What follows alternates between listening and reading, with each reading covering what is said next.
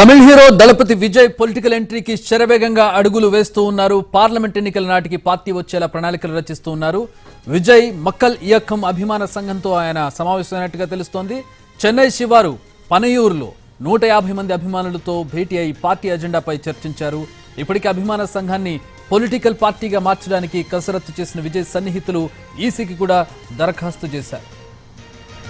తమిళనాడు వ్యాప్తంగా విజయ్కి విపరీతమైన ఫ్యాన్ ఫాలోయింగ్ క్రేజ్ ఉంటుంది. దీనికి ఆయన పొలిటికల్ టచ్ ఇవ్వబోతున్నారు. పొలిటికల్ ఎంట్రీపై సీనియర్ హీరో శరత్ కుమార్ స్పందించారు. రాజకీయాల్లోకి రావాలని తాము కోరుకుంటున్నామన్నారు. ఎవరైనా రాజకీయాల్లోకి రావచ్చని, విజయ్ ఎంట్రీ మంచిదేదని వ్యాఖ్యానించారు శరత్. అయితే మా ప్రతినిధి కార్తీక్ లైన్లో అందుబాటులో ఉన్నారు. కార్తీక్, తమిళనాడులో సినిమాలకి రాజకీయాలకి అవినాభావ సంబంధం ఉంటుంది. ఎంజీఆర్ టైం నుంచి కూడా మనం చూస్తూ ఉన్నాం. ఇప్పుడు దళపతి ఇది కూడా కొత్తదేం కాదు. గతంలో కూడా ఆయన పొలిటికల్ ఎంట్రీ ఉంటుందని జయలలిత టైం నుంచి చెప్పుకుంటున్నారు. ఇప్పుడేంటి కొత్తగా ఈ హడావిడా, లేకపోతే నిజంగానే ఆయన పొలిటికల్ ఎంట్రీకి దారులు వేస్తూ ఉన్నారా?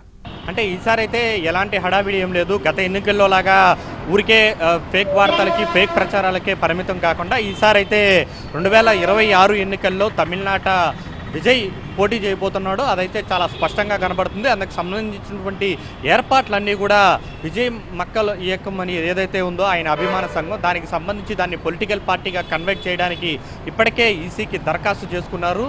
దాదాపు 200 మందితో లోకల్గా ఉన్నటువంటి నేతలు ఎవరైతే ఉన్నారో అభిమాన సంఘాల నేతలు, దాదాపు జిల్లాల్లో ఉన్నటువంటి వారందరినీ కూడా నిన్న ఇంటికి పిలిపించుకొని అంతర్గతంగా కూడా చర్చించడం కూడా జరిగింది.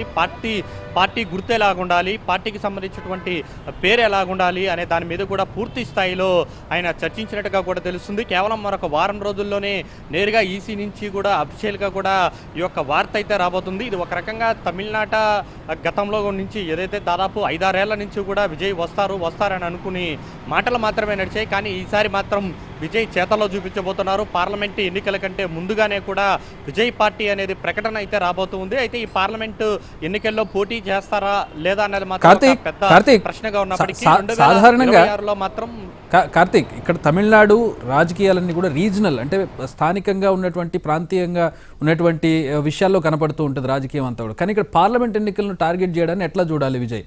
ఎవరికి చెక్ పెట్టడానికి ఈ ఎంట్రీ?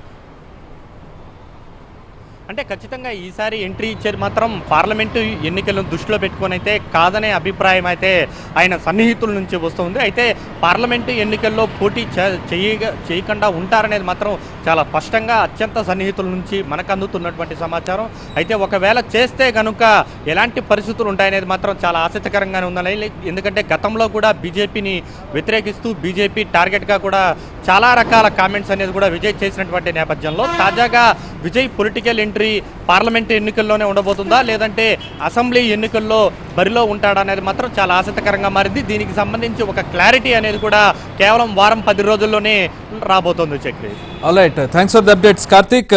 రాజకీయ ఎంట్రీ అయితే జరగబోతోంది. మరి పోటీ పార్లమెంట్ ఎలక్షన్స్లో ఉంటుందా, అసెంబ్లీ ఎలక్షన్స్లో ఉంటుందా అనేది తెలియాల్సి ఉంది. ఎందుకంటే విజయ్ ఐడియాలజీ కాస్త బీజేపీకి వ్యతిరేకంగా ఉండేటటువంటి పరిస్థితుల్లో పార్లమెంట్ ఎలక్షన్స్లో కనుక పోటీ చేస్తే అది రీజనల్గా ఉండేటటువంటి ఓటును చీల్చే అవకాశం ఉంటుంది. కాబట్టి మరి ఆయన పార్లమెంట్ ఎలక్షన్స్కి పోటీ చేస్తారా, పోటీ చేస్తే ప్రభావం ఏ విధంగా ఉంటుంది అనేది తెలియాల్సి ఉంది. అయితే పొలిటికల్ ఎంట్రీకి సంబంధించి టెంటేటివ్ న్యూస్ వస్తూ ఉంది. ఆయన చర్చలు జరుగుతున్నాయి, చర్చల దశలో కనబడుతోంది.